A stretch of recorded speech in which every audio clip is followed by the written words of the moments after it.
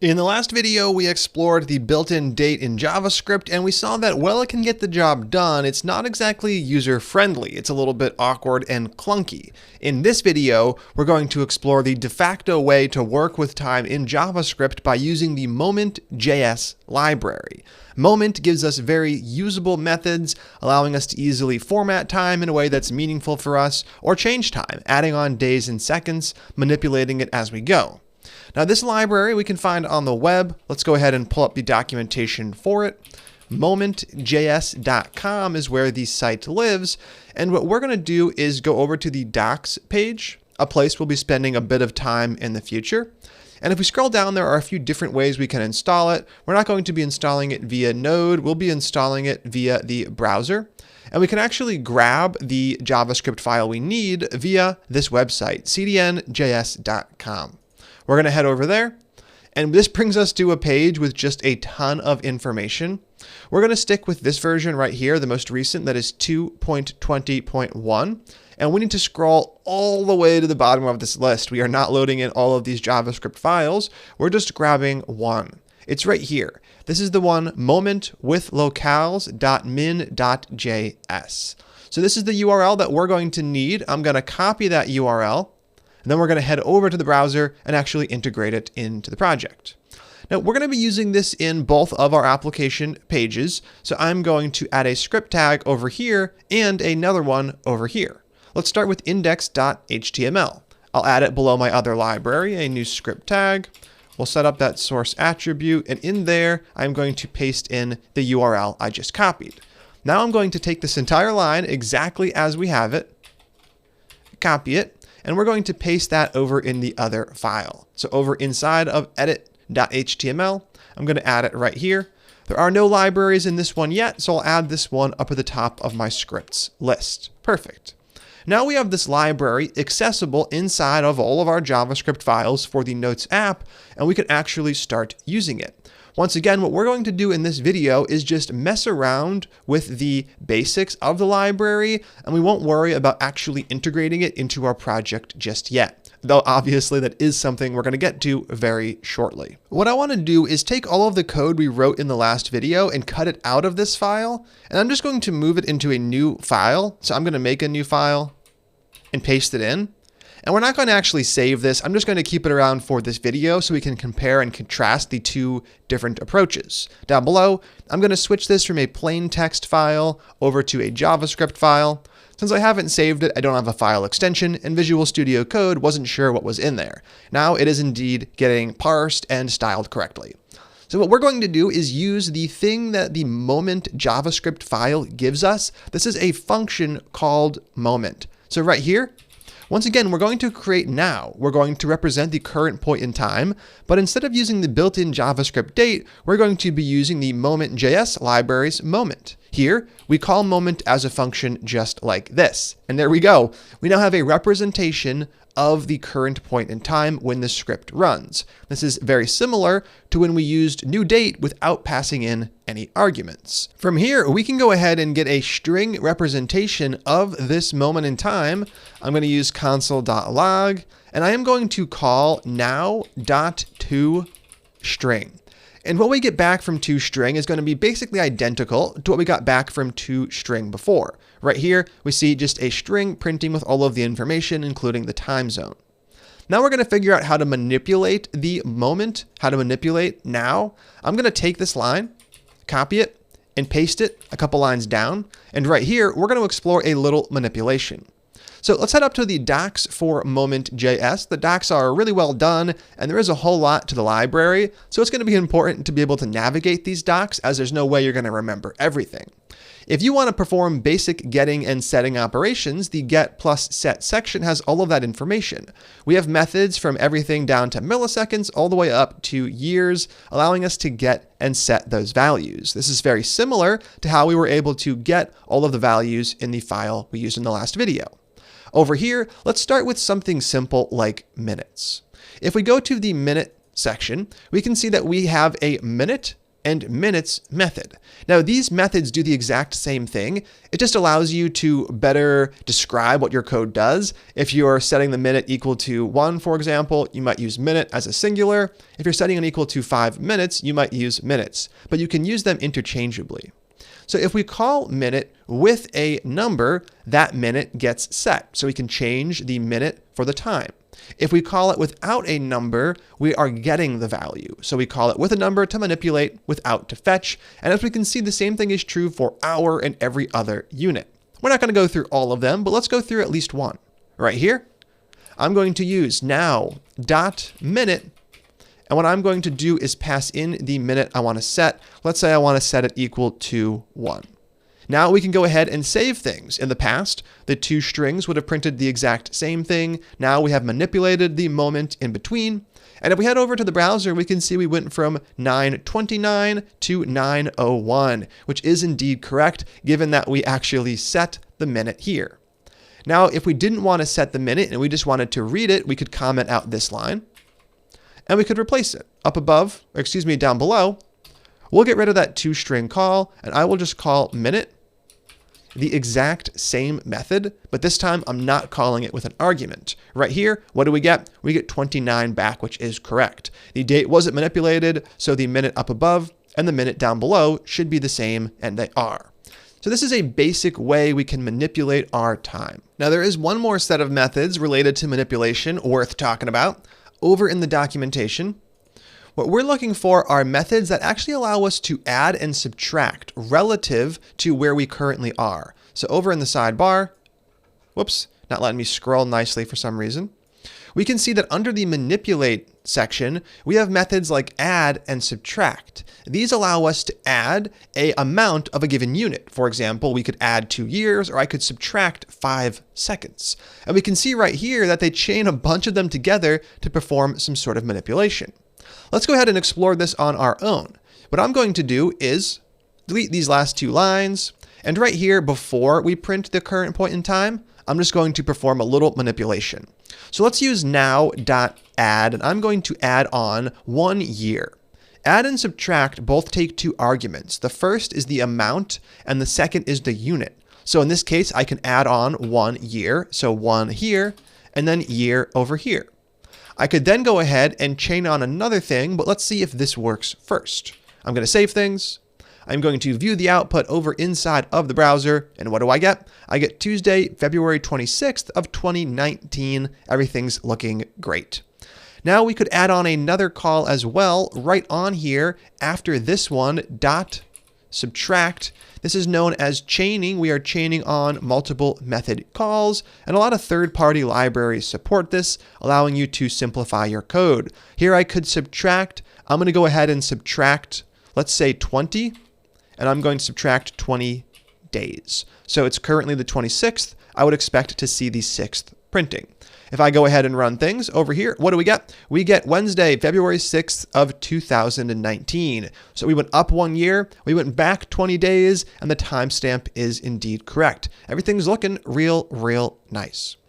Now, being able to use add and subtract is going to be super useful. We're going to be using that whenever we want to manipulate a given moment. There are other methods now that we're going to explore related to formatting. So we have a point in time and we want to display it in a way that's meaningful to a user. This right here, this is not meaningful to a user. There are other methods that Moment has that allows you to really customize what exactly you show to the user. The one that we're first going to explore is called format. Over inside of the documentation, there is an entire section on this under display. The format method does not require an argument, but I've personally never called it without one. If we do call it without one, we can see what we get. Right here, I call format, I save the file, I check out the console, and I get a date format. This is not very readable, not something I'm actually going to show to a user. What's really cool about format, though, is we can actually pass in a string. When we pass in a string, we get to customize exactly what information shows up where, and we do this via a simple set of patterns. So down below in this table, you can see that there are tokens and there are output.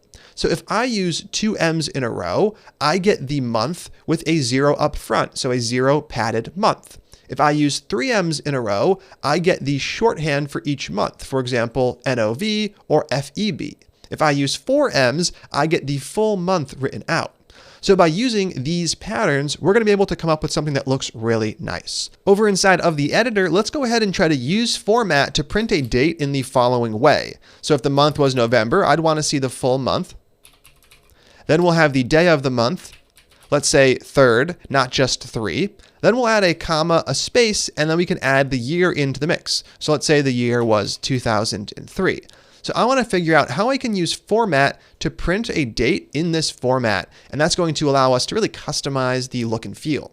To do this, let's first start with month. Right here, I'm going to replace toString with format. We are going to pass in a string, and this is where we can start providing our patterns. So if I want the full month, I have to use 4 uppercase M's. That is the token. Moment is going to replace this pattern with the actual value. Next up, we want a space, so I literally just type out a space character. Then we want the day of the month. Right here, not just 3, but 3rd. If I scroll down, there's a whole section called day of month, and under there we have a few different options. I can get the regular number, I can get the number 0 padded, so a 0 in front of 1 through 9, or I can get what we want, which is the number with first, second, after. Now to get this, we use uppercase D, lowercase o. So all I have to do over here is add that into the pattern. Uppercase D, lowercase o. At this point, we can actually save things and make sure that our app is working well so far. Over inside of the browser, what do I get? I'm getting February 6th, which is awesome. Next up, we want to worry about the year. So the year does indeed have a spot. Right here, we have the day of the year. That's not what we want. If we keep scrolling down, we get the actual year. Here we have a few different ways we can represent the year. We can use 2 Ys to remove the first 2 characters. We can use 4 Ys to get the entire number. And this is exactly what I'm going to do. So over here, what do we want next? We want a comma and a space. So I type in a comma and a space. And then I add in my 4 Ys, 1, 2, 3, 4. I'm going to go ahead and save things and check out what I get in the browser. Over in the browser, I have a really nice formatted string, February 6th of 2019. So by using the moment library with its format method, we're going to be able to customize exactly what gets printed, and we're going to be able to do it with little to no effort. Now there is one more way we can format things I want to explore before we move on to the challenge. If we head back to the docs, we can look at this one. This one is indeed under display. After the format documentation, we have time from now. Time from now returns a message like you'd see next to an Instagram post where it would say 2 minutes ago for a comment or something along those lines. When we use from now, it actually runs this calculation. It takes your moment, it figures out exactly how far in the past or in the future, and then it returns the little string. In this case, we've taken our moment and we've manipulated it away from the current moment in time. We added a year and subtracted 20 days. So let's go ahead and see exactly what we get when we use this from now function. Console.log, now.from now. I'm going to call it with no arguments, and we're going to see exactly what prints. If I head over to the browser, what do we get? I get in a year. So you can see that it's summarizing the difference between the 2 dates in a way that could be very useful for a user. It's not saying in a year or minus 20 days, because at that point in time, the 20 days isn't particularly important. So Moment is smart enough to know exactly what units matter and what don't. Now, if we were to change this, that value would change. So let's go ahead and subtract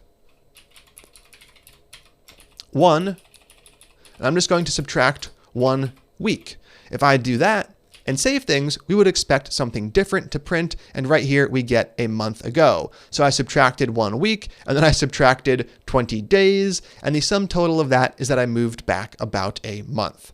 So we're going to be able to use all these methods and more to not just work with time, but to make it really easy to format time. The last thing to cover is how we can work with our timestamps in Moment. Moment makes it really simple. If we pull up the documentation, right here, we are looking under display for Unix timestamp. Here we can get it in milliseconds or in seconds, although in JavaScript it's common to use milliseconds, and all we have to do is use the value of method. Super simple to use. Let's go ahead and wrap this one up by doing just that. Const. I'm going to call this one now timestamp. I'll set it equal to, and all we're going to do is use now dot value of. This is going to give us some sort of really big number. And we can prove that by printing it. Console.log now timestamp. I'm going to save the file in its current state. Head over to the browser, and right here we get a very large positive number since the time we're working with is indeed after 1970. Now we can also take that number and create a moment instance based off of it. So we can once again use methods like format and from now. So let's say we just read this number out of local storage, for example.